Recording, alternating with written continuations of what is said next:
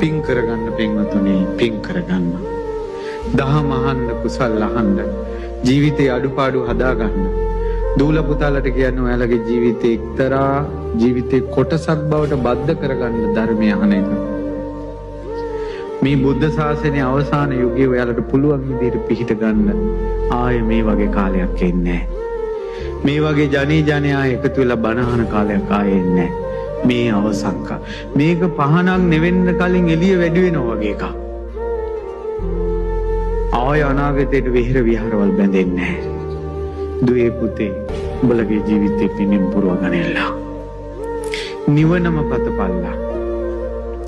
අද මේ රැයක් පුරා බණ අහන පින, බුදුරජාණන් වහන්සේට අනද මොනදුට පැහැදුන පින, දහමේ වටිනාකම තේරුම් ගත්ත පින අපිට සංසාර දුකෙන් නිදහස් වෙන්නම හේතු වාසනා වේවා.